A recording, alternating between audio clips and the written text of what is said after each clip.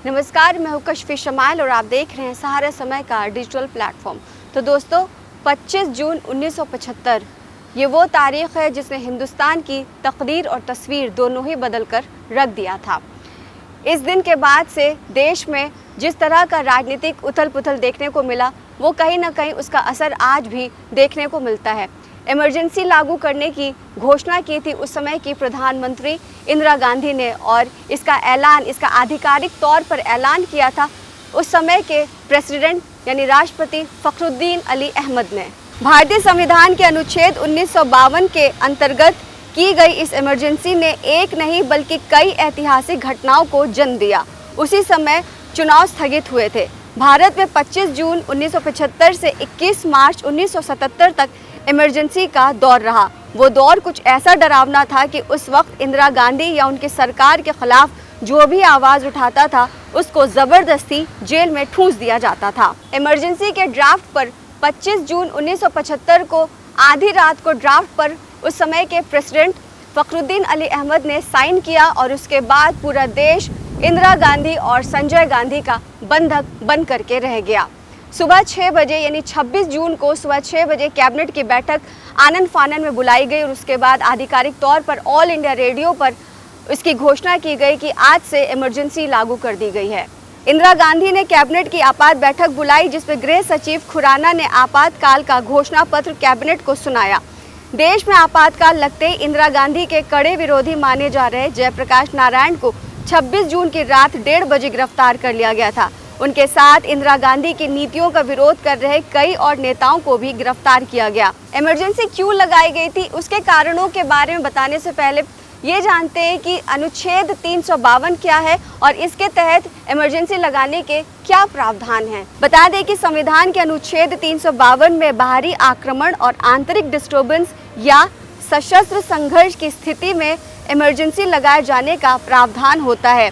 Emergency के पीछे मुख्य कारण जयप्रकाश नारायण की आर्मी और पुलिस को सरकार के आदेश नहीं मानने की बात को माना जाता है, जो सशस्त्र संघर्ष के दायरे में आता है। अब बड़ा सवाल कि इमरजेंसी क्यों लगाई गई। दरअसल पुपुल जैकर प्रधानमंत्री इंदिरा गांधी की उस समय की बहुत अच्छी दोस्त थी। पुपुल जैकर और इंदिरा गांधी की जब मुलाकात हुई तो पुपुल जैकर ने इंदिरा गांधी से कहा कि अब हमारी अगली मुलाकात मैक्सिको में होगी, जहां पर इंटरनेशनल वुमेन्स कॉन्फ्रेंस होने वाली है। उस पर इंदिरा गांधी ने जवाब दिया कि देखो इलाहाबाद का क्या फैसला आता है, और उसके बाद ये वार्तालाप वहीं पर ख़त्म हो गई।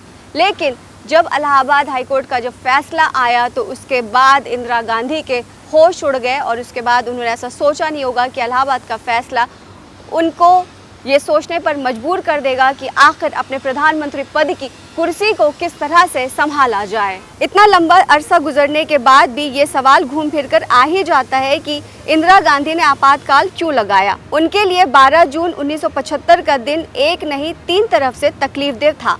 सुबह डीपी धर गुजर गए, जो भारत की राजनीति में अहम जगह रखते हैं। दोपहर से पहले इलाहाबाद का फैसला आया, जिसे लेकर वो पहले से ही खौफजदा थी। शाम होते होते गुजरात विधानसभा के चुनाव में कांग्रेस हार गई और विपक्ष ने मोर्चा जीत लिया। इंदिरा गांधी उस दिन पीएमओ ऑफिस नहीं गई थी, क्योंकि वो इलाहाबाद से आने वाली खबर का इंतजार कर रही थी। ठीक 10:05 पर न्यायमूर्ति जगमोहन लाल सिन्हा ने अपना फैसला सुनाया। उन्होंने इंदिरा गांधी का चुनाव अवैध ठहराया और उन्हें 6 साल तक चुनाव लड़ने पर रोक लगा दी। इस तरह 12 जून 1975 3 बातों के लिए इतिहास में दर्ज है।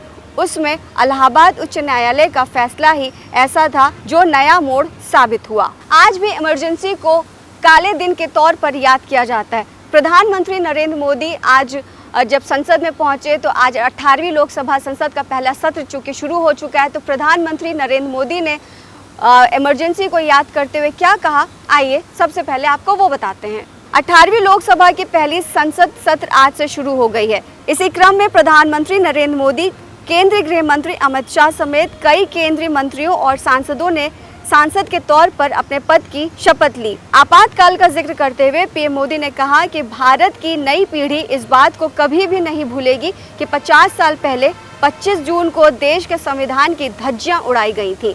देश को जेलखाना बना दिया गया था, लोकतंत्र को पूरी तरह से कुचला गया था।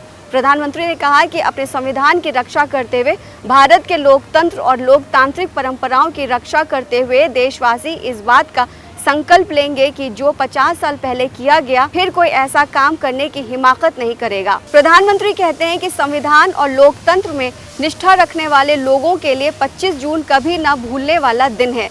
देश के नाम अपने संबोधन में प्रधानमंत्री ने कहा कि हम कोशिश करेंगे कि देश में ऐसी कालिख ना लग सके। इसके साथ ही विपक्ष को संसद को सुचारू रूप से चलाने की नसीहत भी दे डाली। दोस्तों, भारत में जब इमरजेंसी लगी, यानी 25 जून 1975 से लेकर 21 मार्च 1977 तक देश इस काले दौर से गुजरता रहा। ऐसे में मीडिया पर पाबंदी थी, मीडिया किसी तरह की खबरें नहीं छाप सकता था, देश में बेरोजगारी थी, युवा बहुत ज़्यादा नाराज़ थे और भी कई तरह की आंतरिक डिस्टर्बेंस से देश उस वक्त गुजर रहा था। ताज़ा अपडेट्स के लिए देखते रहिए सहारे समय का डिजिटल प्लेटफॉर्म।